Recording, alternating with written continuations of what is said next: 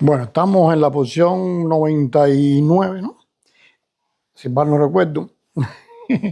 Y le damos la bienvenida a los que están acá, también a los que están online.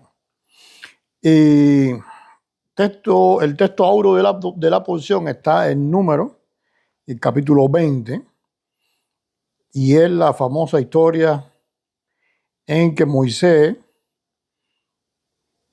el pueblo está reclamando. Ellos estaban de esclavos en Egipto. E inclusive, ellos ahora que están de regreso, en la primera carta que le mandan a los reyes de Edom, que es el primer pueblo donde van a pasar, ellos le describen, el propio Moisés describe ahí lo que habían pasado en Egipto. O sea, ahí todo el mundo está consciente de que en Egipto ellos no estaban de vacaciones. Se parece mucho a los cubanos. Hay cubanos que llegan aquí a los Estados Unidos y resulta ser que en Cuba eran reyes. Ellos vivían en Cuba, una abundancia y aquí han venido a pasar trabajo. Entonces es algo parecido, porque ese es el patrón que se repite siempre en los seres humanos. La gente se le olvida de lo que había pasado. Y el pueblo de Israel está esclavo en Egipto 400 años.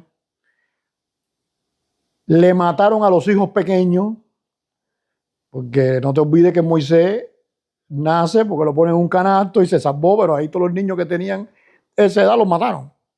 Imagínate tú, si eso es con tus hijos, ¿qué tú esperas para tu vida común? ¿Ves? O sea, que la vida que ellos tenían ahí en Egipto era dura, era fuerte. Pero ahora a ellos se les olvidó eso. Dice, tú nos has traído aquí el sol nos está quemando, aquí no hay agua, esto es un desierto. Esto es mentira, porque sabemos que tenían hermanas, tenían codornices, no hay registro de nadie en todo el desierto que lo haya pegado, bueno, a no ser aquel evento cuando en el monte Sinaí Dios mandó las serpientes aquellas que se murieron unos cuantos. Pero después de los 40 años, ahí no hay nadie que le hizo falta comprar ropa, ahí no hubo nadie que le hizo falta de nuevo volver a levantar otra serpiente de plata en el desierto de bronce para que la gente, porque nada de eso pasó. O sea, que ellos no estaban de vacaciones, pero tampoco estaban. Aquí todo el mundo sabe que estamos en movimiento para llegar allá. Y somos unos cuantos. Así que no es vacaciones, pero tampoco era una tortura. ¿Ves? Pero como todas las cosas, la gente se incomoda. ¿Ves? Como la juventud hoy en día, que te dice, tú ves esta juventud de ahora que salen a protestar a las calles y todo eso. Oh, porque aquí en los Estados Unidos estamos sufriendo y rompen cristales y rompen todo, porque ellos, según ellos, la están pasando mal. ¿Eh? Tú coges, tú coges a ese mismo muchacho y lo mandas de vacaciones allá a Burundi, a un lugar de eso, para que ellos vean lo que está viviendo el resto de la humanidad y no estuvieran en la bobería que, ¿ves? Ok, que queremos estar mejor. Bueno, estamos en camino a la tierra prometida, pero vamos a estar mejor allá. Of course, es la tierra prometida. Pero tampoco te marees pensando que están más mal de lo que estaba antes o de lo que están los mismos beduinos que estaban en el desierto por ahí, pasándole por el lado a ellos. O sea, no estaban en igualdad de condiciones.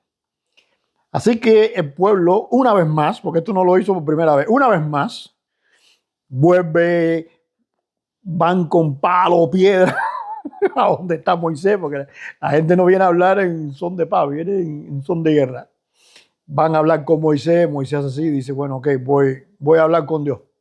Llega donde está el tabernáculo, se tira, le mete la cara, la mete contra la tierra. Dice que se postró y puso la cara contra la tierra. O sea, ya Moisés estaba en proceso, en modo, tú sabes, cuando el celular se te hace así, que se te baja tú estás mirando tú estás leyendo algo o mirando algo en el celular y de pronto la luz del celular hace y empieza a ahorrar, modo ahorro, porque ya llegó al tope de la rayita roja en la batería. Bueno, algo parecido Moisés. Ya le metió la cara al piso. Entonces le dice a Dios, ¿Qué hacemos con esta gente? Y Dios le da una solución rápida. Dice Dios, toma la vara y reúne a la congregación. Tú y Aarón, tu hermano. ¿Ok? Primera parte. Toma la vara. ¿Por qué? Porque la vara, acuérdate que es la vara de pastor. O sea, toma la vara y el pueblo va a saber que porque tú no andas con esa vara cada 5 minutos, esa es la vara que Dios transformó allá ¿cómo se llama? Cuando hablaron con Faraón y todo aquello, fue la vara con que Moisés levantó para que el mar se abriera. O sea, el pueblo sabe que esa vara ya no es la herramienta de pastorear de Moisés, es la herramienta de pastorear de Dios.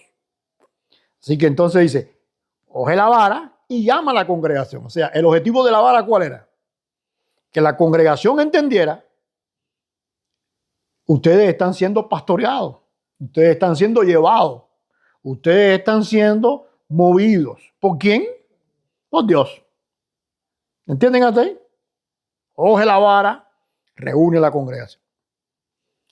Dice, tú y Aarón, tu hermano, y habla a la peña. Una roca, una peña que había, dice, háblale a la peña. No a la gente, no a más nadie, a la peña.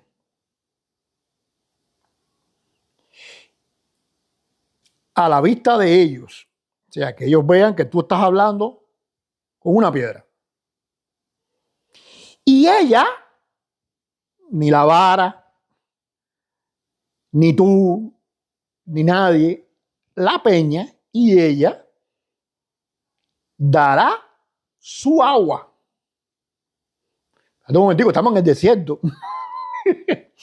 Una peña no es un manantial, ¿ves? Una peña, una piedra, es una roca gigantesca que hay. O sea, si ella te va a dar su agua, tiene que haber un proceso químico que ocurra dentro de esa piedra que suelte agua. Pero ahí no hay agua, ¿tú me entiendes? O sea, ahí va a pasar un milagro, que el pueblo va a ver que tú estás hablando con la piedra. Y la piedra te va a dar su agua. No es yo te voy a dar agua. No es que yo voy a hacer una cosa con él. No, no, no, no. La piedra va a convertir sus minerales, va a crear nuevos y va a hacer todo lo que haga falta para que haya agua de ella. Bueno, ya aquí hay algo extraño, ¿eh? ¿Por qué? Porque hasta ahora ninguna piedra hace eso. Si tú me dices a mí, cuando tú llegues allí, ya te reuniste a la nación, entonces pídeme a mí y yo te voy a dar el agua. Tú dices, bueno, es Dios, no. Si hay alguien que puede dar agua ahí, es Dios. Pero que una piedra de agua y que tú hables con la piedra. La cosa empieza ya en un punto de locura. ¿Ves? Habla con la piedra y que la piedra te dé su agua. Bueno, si yo hablo con la piedra y la piedra va a decidir, porque para que me dé su agua, tiene que decidir ella darme su agua. Para que yo hable con la piedra me escuche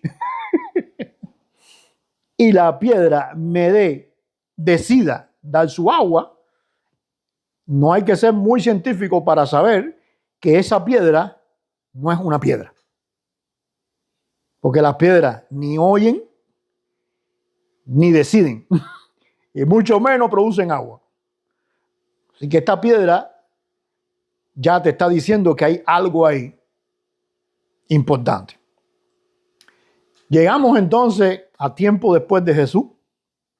Sabemos que Jesús, ¿qué cosa es Jesús? O sea, Dios es eterno y como ser eterno no tiene límites, simplemente es infinito. ¿No es así? Ahora, si Dios es eterno y es infinito, es imposible que alguien como nosotros que somos finitos, o sea, por ejemplo, si ahora el vecino de al lado está hablando en su casa, yo no oigo lo que el vecino está hablando. ¿Por qué? Simple, porque mi oído no tiene la capacidad de de captar lo que allá se está hablando. Pero no es que no se esté hablando, es que yo simplemente no tengo esa capacidad. Ahora, con la tecnología que tenemos hoy, sabemos que hay determinadas tecnologías que te oyen lo que están hablando allá al lado. ¿Por qué? Porque se amplificó lo que mi oído pudiera hacer. Esta tecnología la amplifica y lo puede captar. Yo me paro ahora de afuera y yo miro para arriba y yo no veo ninguna estrella. Mira, a ver, párate de afuera a ver si tú ves alguna estrella ahora. Ninguna. Simple. Eso está ahí lleno de estrellas. ¿Por qué no veo las estrellas? Porque los ojos de nosotros, ante tanta claridad y tanta luz, no pueden pasar ¿cómo se llama? Esa atmósfera, porque en esa atmósfera la luz se riega y crea todo un efecto que no te permite entonces que tú puedas captar la luz de las estrellas. ¿Están ahí? Pero todo el mundo sabe que eso ahí está lleno de estrellas. Ahora, cuando Moisés está hablando con el pueblo en ese momento, ahora me fui ahí un poquito de lo que estaba hablando, cuando me voy a volver atrás, cuando Moisés está hablando, espérate, Dios es eterno y como Dios es eterno no hay forma que nosotros podamos captarlo. ¿Por qué? Porque nuestros sentidos son limitados. Y Él, en su eternidad, para que nosotros lo podamos captar, Él tiene que limitarse. ¿Verdad? Por eso es que entonces Él se limitó y se contrajo, no tan solo para poder crear, sino también para poder relacionarse con su creación. Porque su creación ya es una limitación. Ahora mismo tú miras la casa de al lado y tú ves que hay una casa. ¿Por qué? Porque hay techo, hay paredes. ¿Eso qué cosas son? Límites. Si esa casa no tuviera límites, tú no podías verla. Ahora mismo tú tienes un telescopio y tú haces así y apuntas para Saturno. Y si tú tienes el telescopio con mucha amplitud que da directo a la atmósfera de Saturno, simplemente tú no ves nada. ¿Por qué? Porque es tan grande dentro de la pantalla, es tan grande que tú lo que ves es una cosa blanca, tú no ves más nada que eso blanco. Tú tienes que imaginarte que eso es Saturno. Sin embargo, si tú te alejas, no llegas tan cerca, te alejas, ves los límites y dices, mira, se ve Saturno, se ve los anillos, se ve, wow, tremendo, ¿eh? Y contempla eso. Entonces, para que el ser humano pueda relacionarse con Dios, Dios precisa ¿qué cosa? Limitarse. Y sabemos que esa limitación que Dios hizo desde el primer momento es precisamente lo que Juan describe. En el principio era ¿qué cosa? El verbo. El verbo era con Dios y el verbo ¿qué cosa era? Dios. Entonces, ¿y verbo qué cosa es? El verbo, la acción, la palabra, lo que se transmite verbalmente. Así que para que haya verbo tiene que haber alfabeto. Si no hay alfabeto, no hay verbo. Y para que haya alfabeto tienen que haber letras desde el inicio hasta el final. Por eso es que la Biblia dice que Él es el alfa y el omega, el alef taf, que tiene un principio y tiene un final. Ahora, el Dios eterno no tiene principio ni final, es eterno. Porque precisamente eso es lo que quiere decir la palabra eterno. Ahora, cuando dice que tiene un principio y final, Dios te está diciendo que ese mismo Dios tuvo que, ¿qué cosa? Limitarse para poder crear, para poder hacer todo. ¿Ya entienden hasta ahí? Ahora, en esa limitación que Él hizo, pues entonces aparece Jesús. Es esa expresión el que se limita. Al punto de limitarse tanto que se hizo hombre. Y después que se hizo hombre, se limitó tanto que murió. Porque ya entonces no era todo lo que se hizo hombre, era también que se murió. ¿Van ahí conmigo? O sea, hizo toda esa limitación, que es Dios. Ahora, hasta ese punto, todo el mundo dentro del mundo cristiano entiende perfectamente. Bueno, sí, perfecto. Jesús, Dios, se limitó, Dios eterno, y bum, bam. All right. Vamos a ver lo que dice Pablo en Primera de Corintios, capítulo 10, verso 4. Pablo en Primera de Corintios, capítulo 10, verso 4, dice: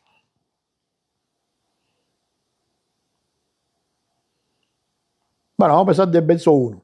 Porque no quiero, hermanos, que ignoréis que nuestros padres todos estuvieron bajo la nube y todos pasaron el mar cuando salieron de Egipto, ¿verdad? Y todos en Moisés fueron bautizados en la nube y en el mar. Y todos comieron el mismo alimento espiritual. Y ahí no me voy a meter en ese punto, pero si el alimento que te comiste es espiritual, entonces quiere decir que no era solamente maná y no era solamente codorniz. Eso tiene algo que no me voy a meter ahora ahí para no extendernos. Pero dice, y todos bebieron la misma bebida espiritual. Espérate. Volvemos a la piedra. Habla con la piedra y la piedra te va a dar su agua. Ella es dueña de un agua que va a hacer y te la va a dar. Y dice ahora Pablo que esa agua que ellos se tomaron no era agua. Era una bebida espiritual. O sea, no era solamente H2O y todos los minerales que hacen falta, sino que también tenía algo espiritual en ella.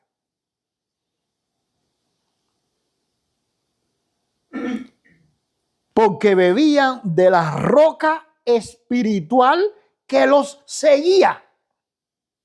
Oh, espérate. Lo que yo entendí primero es que Moisés tenía que ir a la roca, no que la roca iba caminando con ellos. No, ya es toda otra historia. Completamente diferente. Y la roca era Cristo.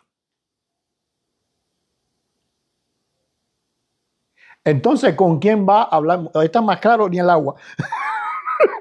¿Con quién va a hablar Moisés? O una roca que estaba allí y coincidentemente ellos pasaron. Entonces, todavía hay personas hoy en día buscando la roca. E inclusive los arqueólogos encontraron una piedra que está partida medio. Esta es la roca. Pero ellos no entendieron esto. La roca caminaba. La roca se movía. Con la roca tú hablabas. Y la roca te podía dar agua. Y esa agua no era solamente H2O, era también espiritual. El cambio de juego completamente. Entonces, si volvemos allá a Moisés, hay personas que te dicen, no, ahí lo que te está diciendo es que la roca era Cristo. Es como que nosotros digamos hoy, yo he hecho una cosa que no. Es como que nosotros digamos hoy, ¿te viste la película esta del Rey León? Están los dos leones en el suelo acostados y están mirando las estrellas.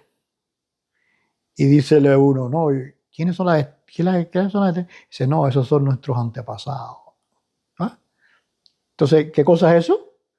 Una metáfora, ¿verdad? Entonces, cuando tú miras esas estrellas, tú piensas que son los antepasados, le está diciendo un león, pero en realidad aparece quien, Timón y Pumba, y le dice, oye, da la bobería, que esos son gases, que no sé qué hay, y le explican química y físicamente lo que y el león dice, oh, está bien, ok, pero eso es mi antepasado, metafóricamente. Entonces, algunas personas dicen que aquí lo que Pablo está diciendo es una cosa metafórica. Bueno, esa persona lo dice porque no sabe griego, no sabe lo que está hablando. Pero Pablo no está diciendo, si Pablo hubiera dicho, y la piedra o la roca es Cristo, eso pudiera ser metafórico. Pero Pablo está diciendo, y la roca era pasado perfecto. O sea, la roca fue eso, solamente ese momento. Si tú vas ahora a buscar la roca, no existe. Porque era quiere decir que fue en un momento X. Punto. Y fuera de ese momento no lo va a volver a hacer. ¿Están ahí conmigo? Por ejemplo, cuando Pablo habla de Sara y Agar, él no dice era, él dice son. ¿Por qué? Porque es metáfora. Ni Agar ni Sara son el Israel físico y espiritual que él explica. ¿Entienden hasta ahí? No lo eran. Eran una mujer, eran dos mujeres que ilustran al Israel físico y al espiritual. Pero en el caso de esta piedra, Pablo no utiliza la misma palabra, dice eran. Era. Dice pasado perfecto. ¿Están ahí conmigo? Entonces, ¿por qué doy esa explicación? Que yo no quería ni inclusive darla porque puede haber alguien viéndonos y pensar, bueno, espérate, pudiera ser metafórico. No es metafórico. Pablo está siendo absoluto. Ahora, volviendo entonces a números. Porque estoy en la introducción, todavía no me he metido donde quiero meterme. Porque lo que quiero es que usted entienda con quién está hablando Moisés. Y que las órdenes que le dieron a Moisés fueron claras y precisas.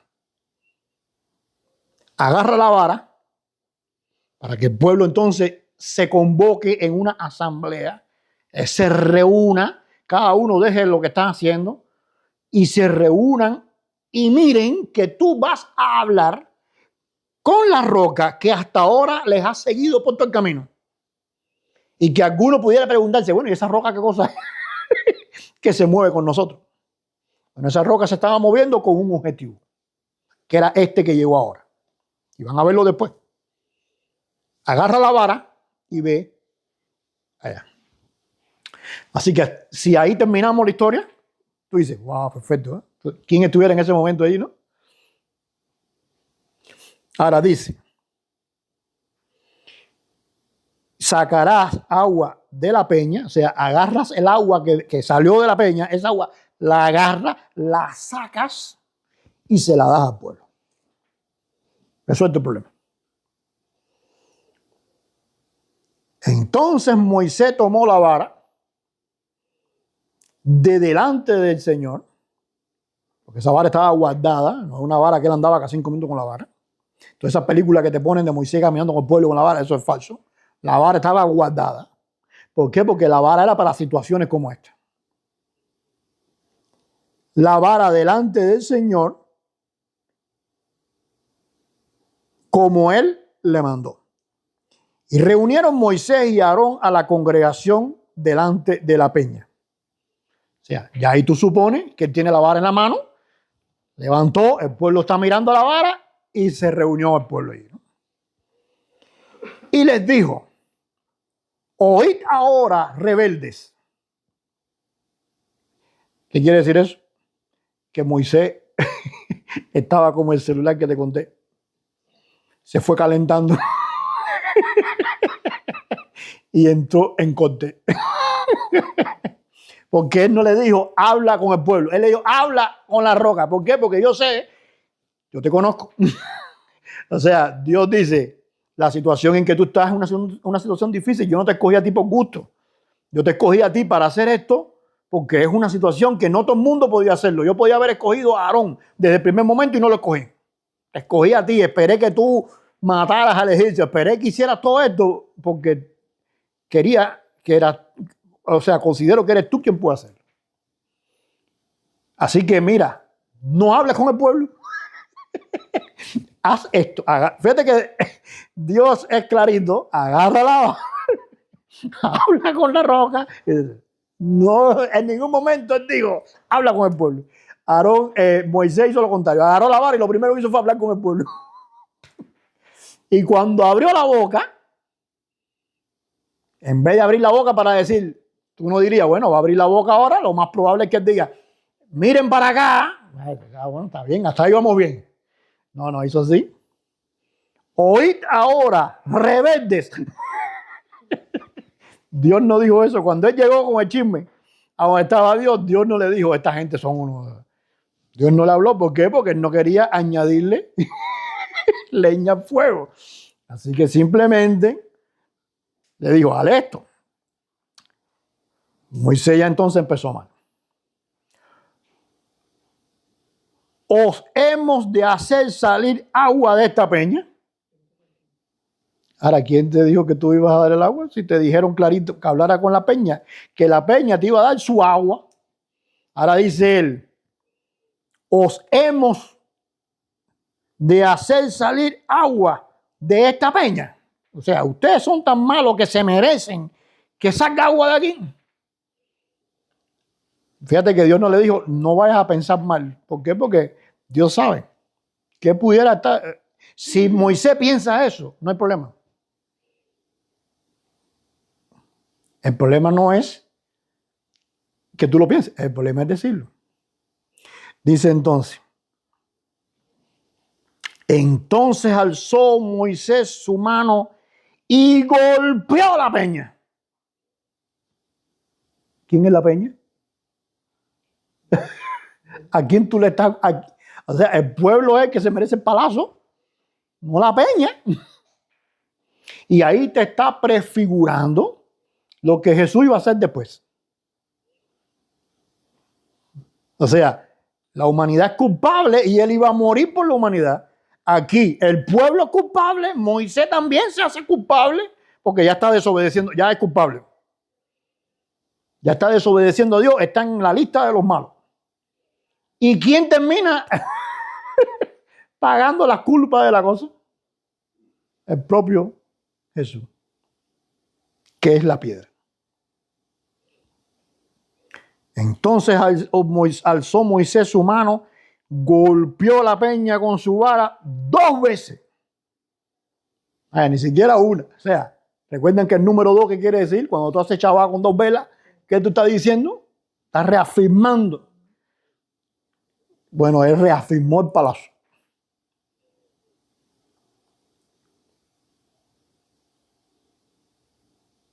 Y salieron muchas aguas, y bebió la congregación y sus bestias. Acuérdate que el mecanismo era, habla con la piedra te va a dar el agua y tú se la vas a dar al pueblo. Porque yo quiero que el pueblo también entienda que tú no tienes culpa de lo que ellos están pasando. Para empezar, no es nada malo, pero ellos la agarran contigo. Entonces yo quiero que también ellos vean que yo te estoy usando a ti. Ahora, le metió el palo a la roca, le dio 2 palazos, y el agua fue tanto que salió que ahora él no da agua. El agua era un chorro para allá. ¿Cómo debe haber sido ese chorro que todo el mundo tomó? Ha sido la madre de los chorros. Y el Señor dijo a Moisés y a Aarón, por cuanto no creíste en mí, para santificarme, porque al final de la jornada todo era un plan de Dios, ¿para qué? Para santificarse a Él. O sea, ellos están criticándome. ¿A quién? No a ti, a mí, que fui que lo traje hasta aquí. Porque Moisés en todo momento ha dicho que soy yo el que quiero que el pueblo venga para acá. Entonces, ¿a quién hay que santificar? A mí. O sea, lo que se está haciendo, ¿el objetivo cuál es? Dios.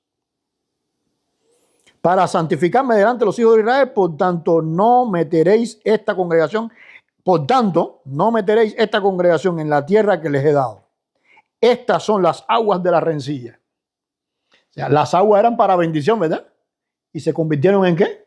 En lo contrario. Por esta graciecita de ustedes.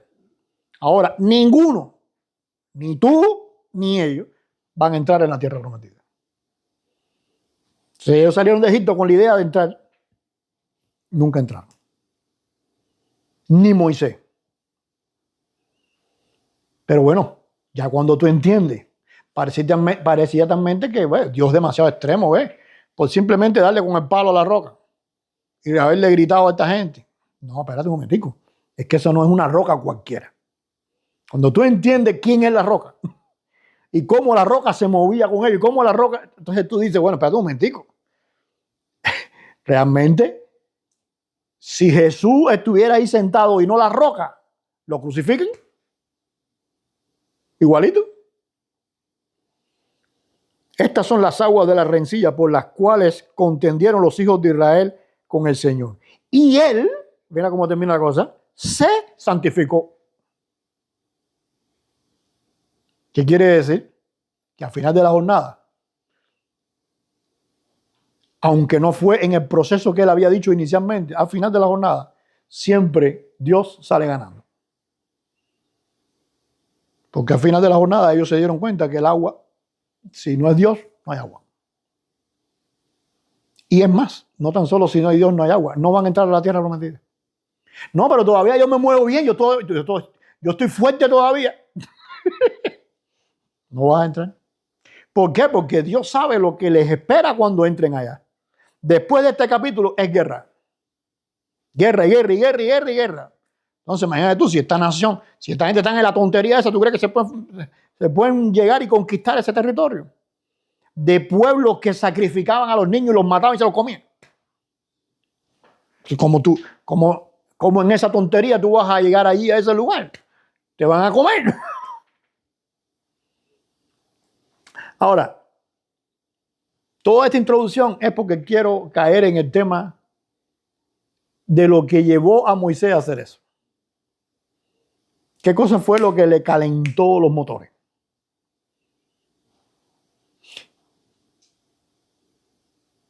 Es simplemente la ira. A veces hay una ira dentro.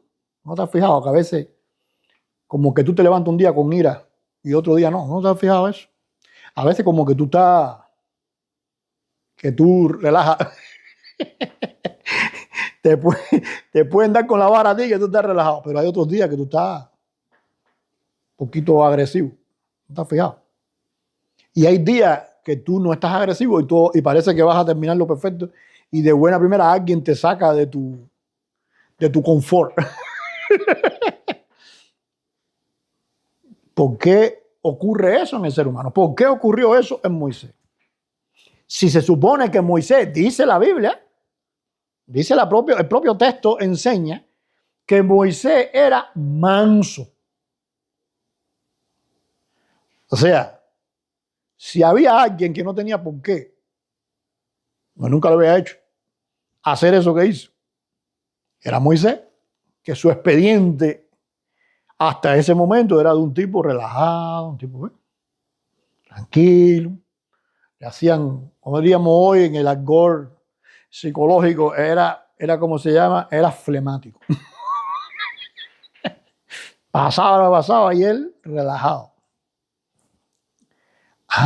Entonces eso quiere decir que hasta el más manso de los mansos, en un momento determinado, pierde el control. ¿Qué hace entonces que un ser humano, aún siendo el más manso de todos los mansos, pierde el control? La Biblia nos enseña que cuando Dios creó al hombre, le sopló, ¿verdad? Sopló Neshama, le sopló, ¿cómo se llama? Todo el aliento de Dios, el espíritu de Dios. Y el hombre entonces fue un ser viviente. En ese aliento que Dios le sopló, adquirió pues todo lo que conforma el propio espíritu de Dios. Muchas veces la teología dice que el hombre es a la imagen de Dios, pero no es así. Sabemos que cuando la Biblia dice que el hombre es a la imagen de Dios, lo que está diciendo es que el hombre está destinado a ser la imagen de Dios, que habla a futuro. Pero precisamente porque recibió el aliento de Dios, pues el hombre tiene las mismas características espirituales de Dios. ¿Van ahí conmigo?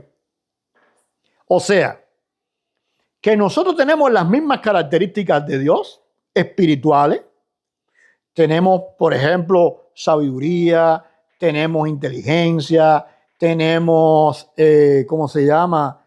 Personalidad, tenemos todas esas características que conforman el espíritu, porque Dios nos sopló ese aliento. Pero la gran diferencia es que esas son características naturales de Dios, o sea, son de Él, y nosotros son características que hemos adquirido de Él. Por lo tanto, para nosotros son capacidades, son virtudes que tenemos que desarrollar, a diferencia de Dios, que son de Él. ¿Ya entienden hasta ahí?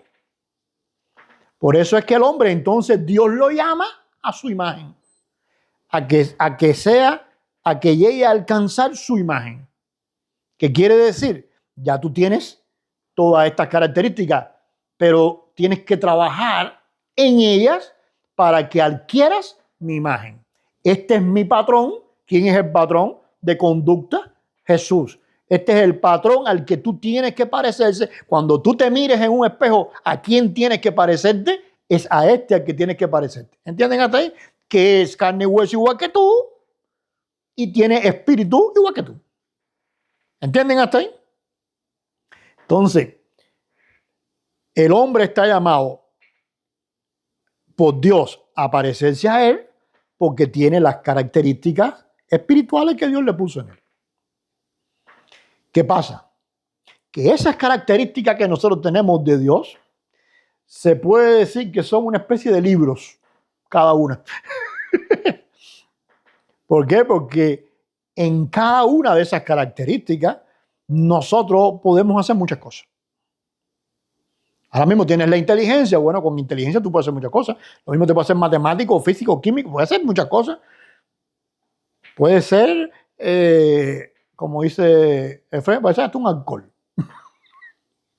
Pero tienes una característica de esa inteligencia. Ahora, cuando tú logras que esa inteligencia sea plena, o sea, funcione como debe funcionar, en armonía con el resto de las características que tú tienes, de las capacidades que tú tienes, cuando eso está en esa armonía, entonces tú estás en la imagen de Dios. Pero ¿cómo yo sé entonces cuando mi inteligencia no está funcionando como tiene que funcionar?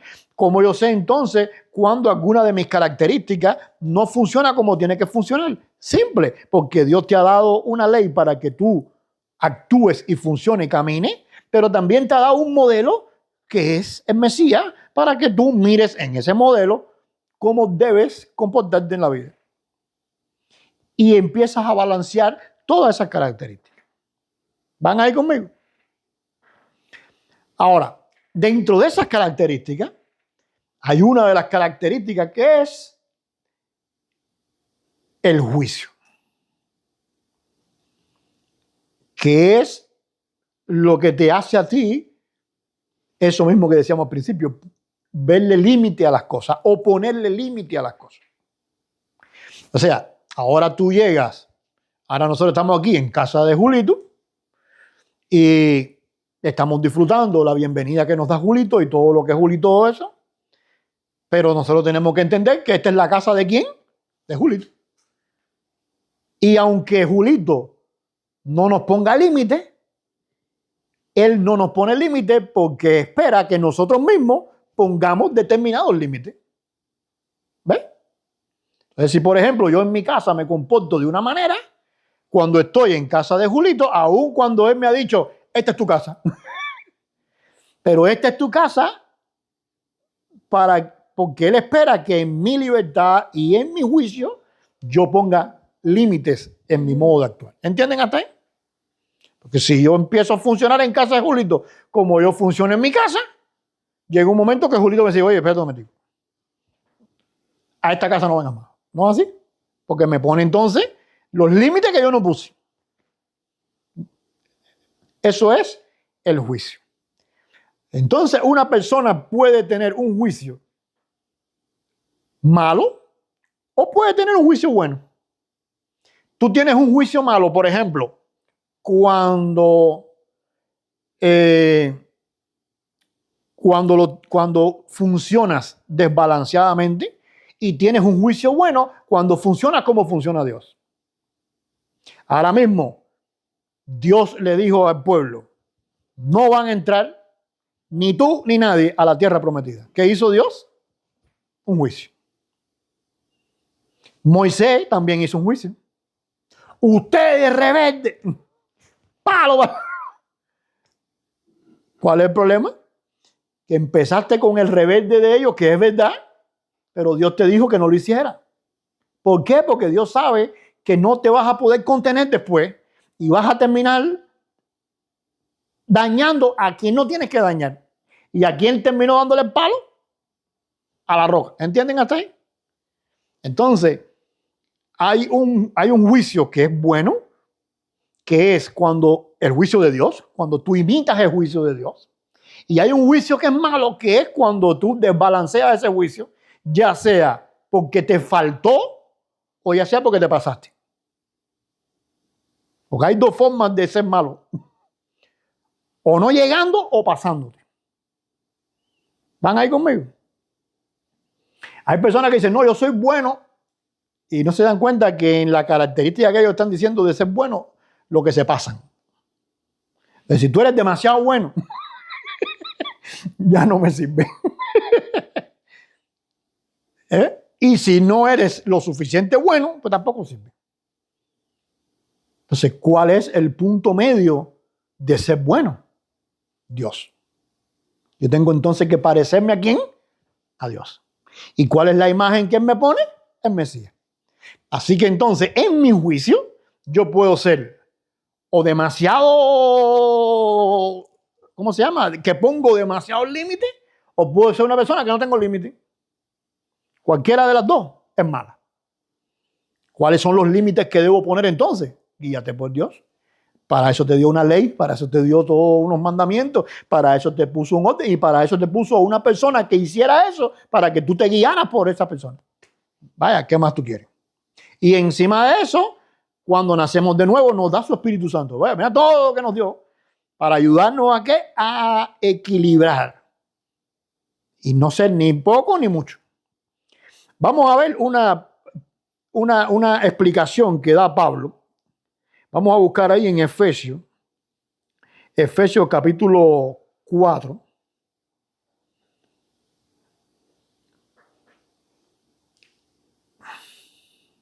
Lo tenía aquí, pero le di donde no era. Efesios capítulo 4, versículo 26.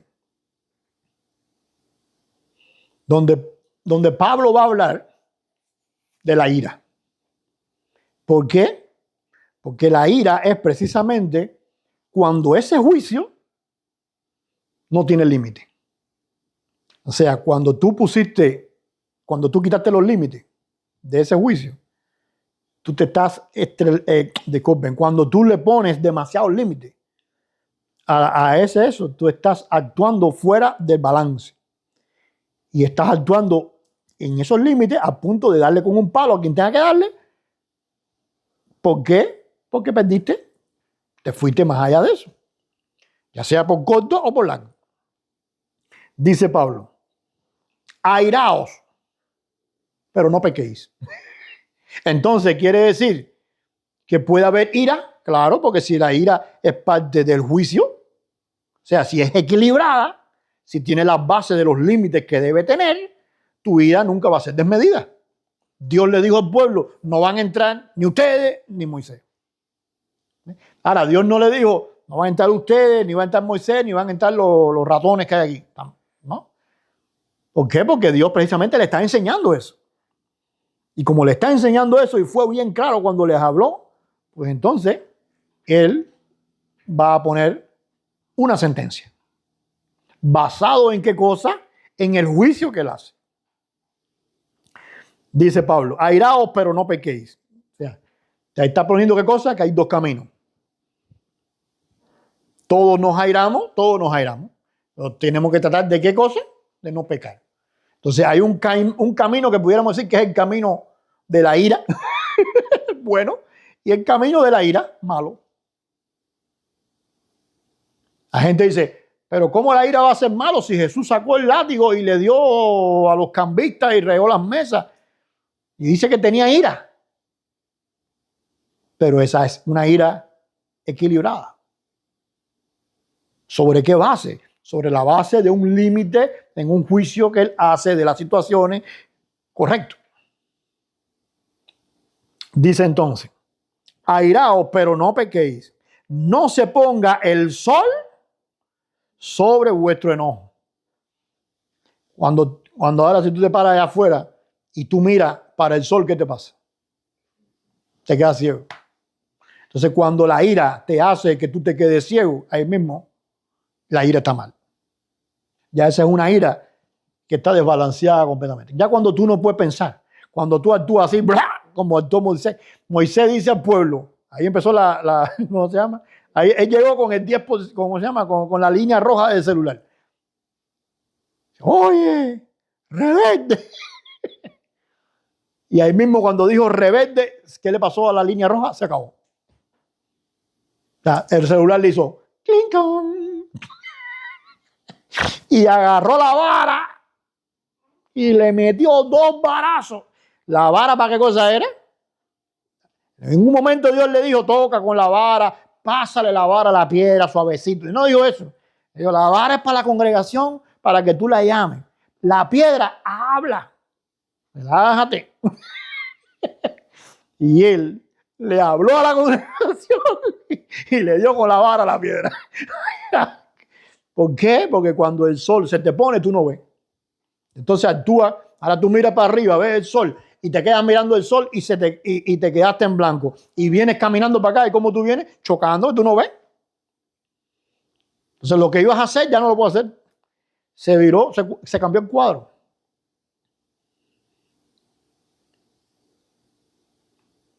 No se ponga el sol sobre vuestro enojo, ni deis lugar al diablo.